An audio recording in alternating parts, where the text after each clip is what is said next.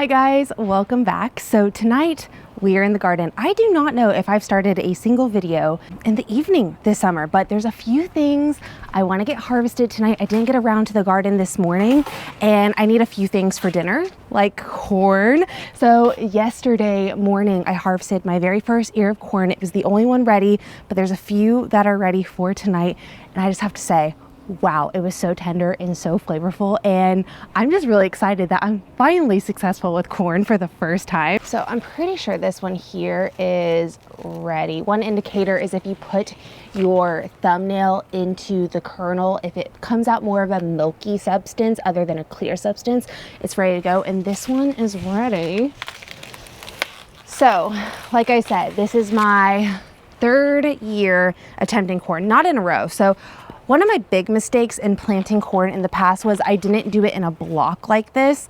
And this is how corn really pollinates. This all wind pollinates. I also took some of these this year and pollinated the silks myself. So these silks here, they all represent like a corn kernel, and they all have to be pollinated to make sure you get good corn. So I did a few things differently this year. I was really hesitant on doing corn since I have never been successful with it, but I also haven't really grown it correctly in the past either. So I did more research. So this was a last minute addition this year, and honestly, I think I might grow corn every single year now after what that tasted like last night. So I really want to see how this one looks, and it's looking so good. I am just so excited about corn, you guys. Wow, this is so good. It's so hard for us to find organic corn on the cob, and that was one reason why I went ahead and tried again, just because you just never know unless you try again. And this year was a really interesting year on how things have really played out. But this looks like a beautiful ear of corn. Let's see if we can get another.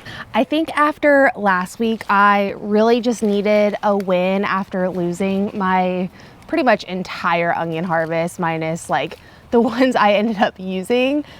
Oh, this one's good to go too. And I also think this is just proving that you really have to be resilient in gardening, because if you want to grow something, it's all going to be trial and error, and every single year is going to be so different from the last. Ooh, this one I feel like is going to be even better than that last one.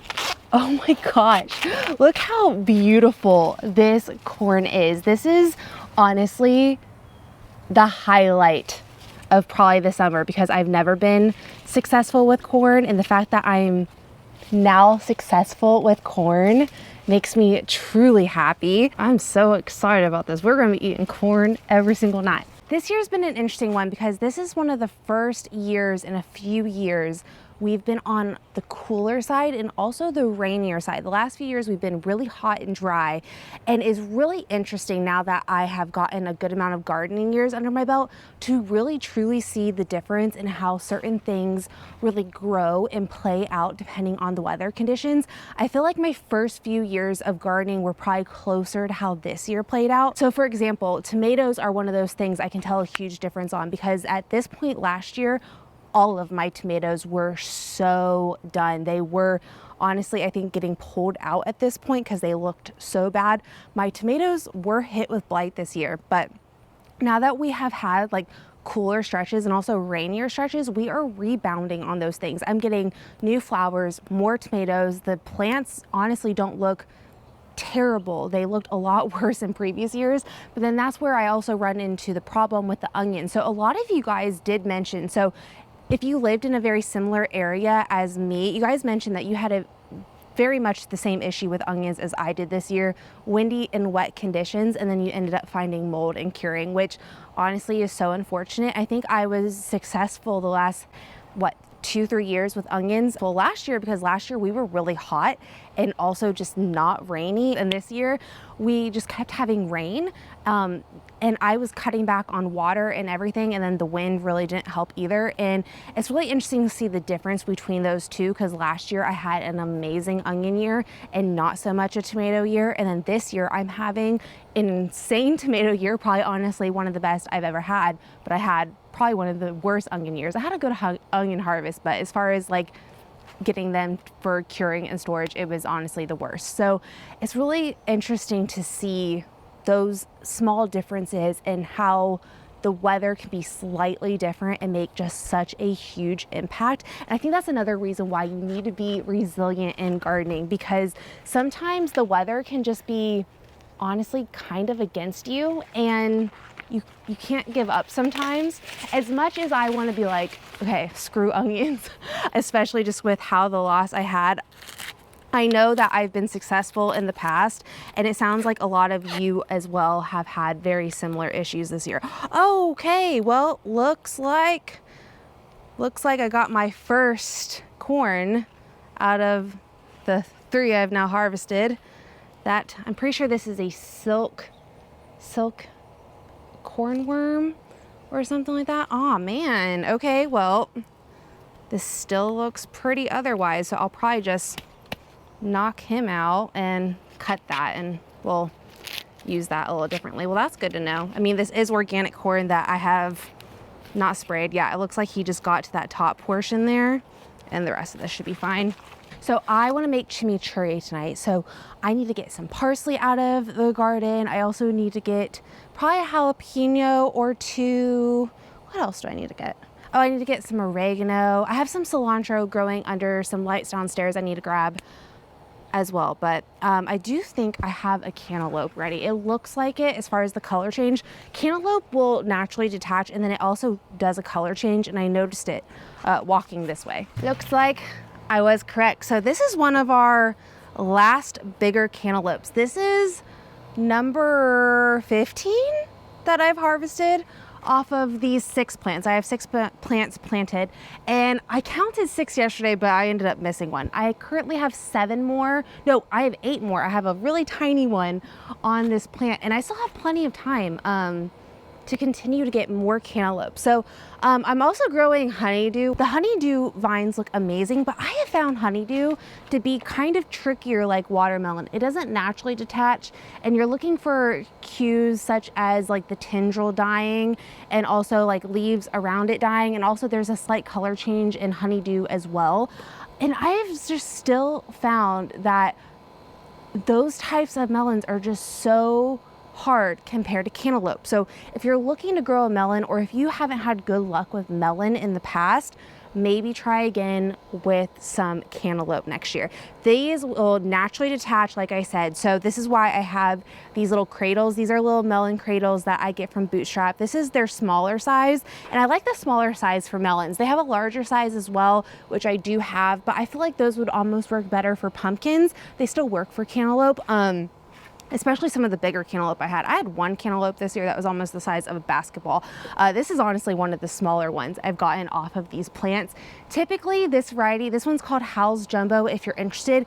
It will first put on just massive cantaloupes that are right around, I think my biggest one this year was just under 9 pounds, which is crazy. I've never seen a cantaloupe that big in my life, and they are so good and so flavorful, so juicy. I've honestly never had a better cantaloupe. So again, be resilient if you've had crappy luck with melons. I have found a lot of melons to be very tricky as far as knowing the timing and having just a really good tasting. I've never been sad about this variety of cantaloupe. I have grown one variety one year called a Charente melon, which is more of a classic cantaloupe. It's more of a personal size, but that one doesn't naturally detach. It was still good and all, but I prefer this cantaloupe. It's so good. Give it a try. I changed my mind. I want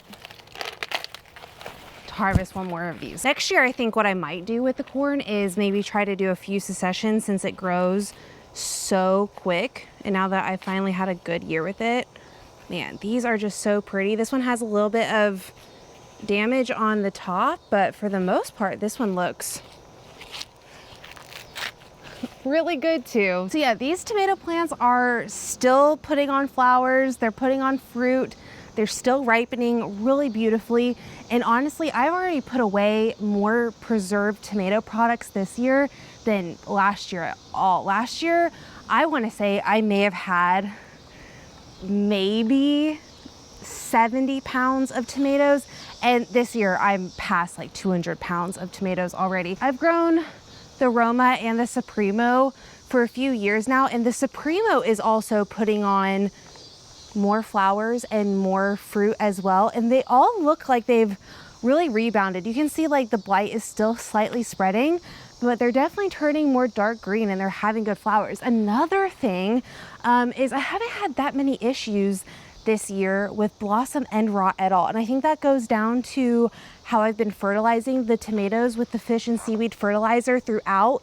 Because in previous years at this point, I would be having a ton of blossom end rot. I had a little bit of blossom end rot in the very beginning in my grow bag area in some of my oldest soil, but that ended up getting worked out after the first few, and that could also be a watering issue too.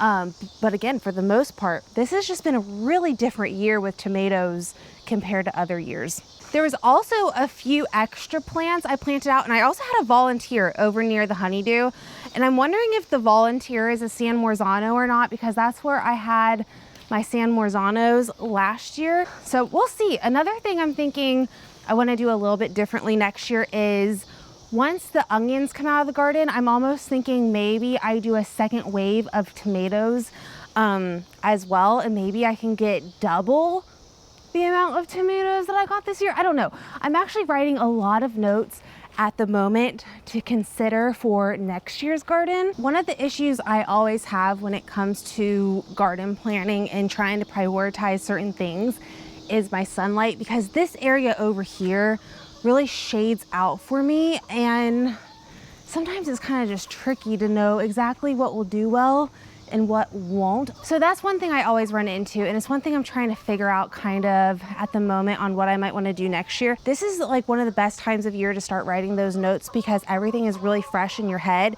And for me, I have to start my onion seeds, and I'm also planting garlic at like mid to end of October. So I kind of need to know where I'm putting the garlic like as of right now, and then what I'm going to do with everything else. So yeah, we're already garden planning for 2025. Do you guys remember when I showed you guys this sunflower last week? So we've had a lot of storms and rain over the last handful of days, and now it is the leaning sunflower of Ellis is what I'll call it. Honestly, I'm really shocked this thing hasn't snapped or fallen yet. It pretty much has no support. It is about to bloom at this point, but honestly, it's kind of the craziest sunflower I've probably ever had. While we're over this way, you guys, look how amazing all of the broccoli is looking. We have been having such good weather for all of the fall crops I planted out and also seeded. I actually need to thin out some of the seeds now that I think about that. That was on my to-do list tonight. I definitely feel like I timed out seeding all of my fall crops this year perfectly, because we have been literally getting rain every day, every other day, to the point where I really haven't had to water, and this ground has stayed really nice and moist. So one thing I like to do when it comes to thinning out my seedlings is I don't like to pull them. I like to use some pruners and just thin them out that way. That way you're not disturbing the soil or any root systems that could already be trying to get established. And I found this to be just a lot easier of an option than trying to pull them out. It's a little bit quicker in my opinion too. Whew, I will say, I was not expecting all of this humidity. Last week we actually got pretty cool where we were having lows in the 60s, and it really truly felt like fall. And we probably will be dipping pretty close. I really think this year, I think I mentioned this in last week's video, is I really think this is going to be the year our first frost comes either right on time or early. The last handful of years, it has been late. It's been in the 20th of October, and typically our average around here is somewhere around the 15th. I always forget. Our last average is around April 15th, and our first average is around October 15th. It's a little bit off on those days, but it's easier for me to remember the 15th other than like the 17th or 18th. And the last few years we've been late, like at least a week late when it comes to our frost. And this year, I just have a feeling we might be early. I'm really thinking our first frost might be the first, second week of October. In the last few years, it's been the third, fourth week of October. So I guess we shall see. I will say a lot of you guys as well have also been mentioning you've had a cooler, wetter season. Some of you guys still say you're getting pretty hot, which, I mean, it doesn't surprise me. We're still in mid-August. I think yesterday we ended up getting up to 100, but then last week we had a high in the 70s, which is so abnormal for our August. All right, let me give you a little bit closer up of a version. So you can see I clearly put way too many seeds here. I always think stuff's not gonna germinate, but I'm gonna pick pretty much the strongest seedling, which looks like this guy. And all I'm gonna do is pull back all of the others and just snip them. That way I'm not disturbing any roots, and that was quick and painless. In this bed, I have choy, spinach, and kohlrabi. So this week I finally feel like life slowed down just a little bit. The summer crops aren't coming in as fast, and all of the fall stuff is in for the most part. I might sow just a few more carrots. If I do, I'll do that probably within the next few days. But we are finally in that period where things are starting to slow down around here and not be as crazy, which honestly has been so nice, because you just go, at least I do, for like 6 straight weeks, and then I just starting to get exhausted. And since the days are also getting quite a bit shorter, like right now I think our sunrise might be 6:45 and our sunset is already like 8:15, 8:20. Like I start feeling like I run out of time really fast around this time of year, but I also have to remember I don't have as much to do. But I'm gonna get the rest of these thinned out, and then let's check on the chickens and see what they laid today. I came inside to get my hair clipped and it's only 7:30. It feels like it should probably be like 8:30 right now with how dark it currently is. One thing I really need to prioritize in the month of September, end of August here, is I really got to figure out some type of compost system. I don't want to miss starting my compost here in the fall. So fall is like one of the best times to get a compost area set up. So if you don't have a compost area set up, definitely consider it, because you have all of this green foliage coming out of the garden, and then you also have brown leaves coming from all the trees around you, as long as you have trees around you.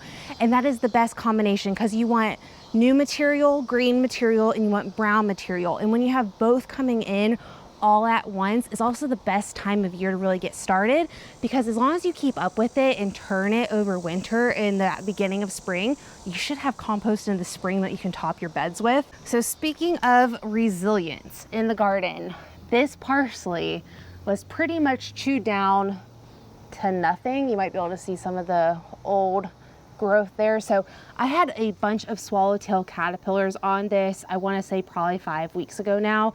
And as you can see, it is rebounded. I didn't do anything to the swallowtails. I let them have it. This is actually a host plant for the swallowtails, but a lot of herbs, they will just keep growing and growing. So I figured this was going to be completely fine, and I'm still able to harvest from it, and I helped out some swallowtails as well.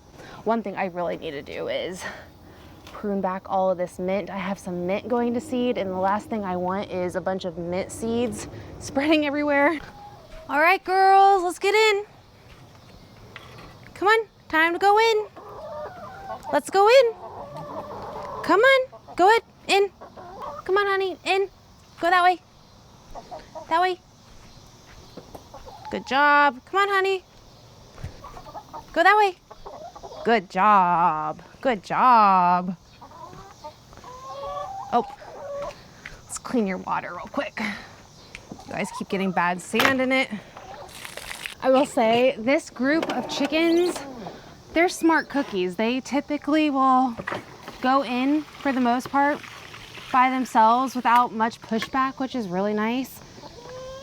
I ended up getting a different water for my chickens because they were just not liking the nipple system I had for my other water, which is interesting just because my other chickens didn't have much of a problem with it. But these girls, they really just didn't like it.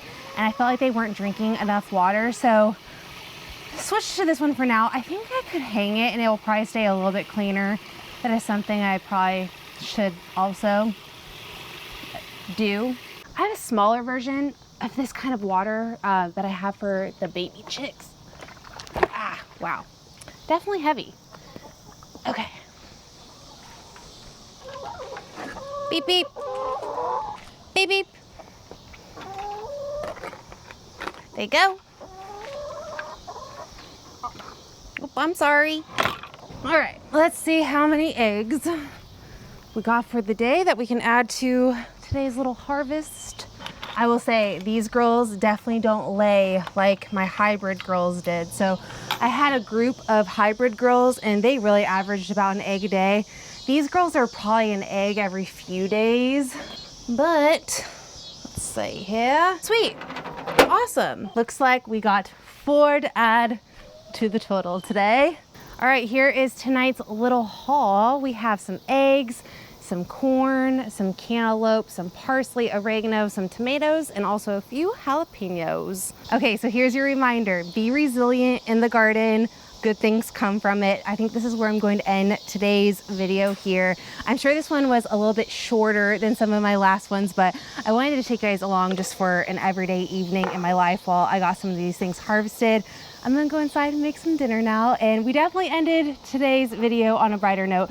Last week I said hopefully we end next week's video on a brighter note, and I'd say we definitely did. I'm very, very, very excited about this corn, but thank you guys so much for being here. And also thank you guys so much for all the kind words on last week's video, as I definitely was pretty upset about those onions, but thank you guys as always. I'll see you all in the next one.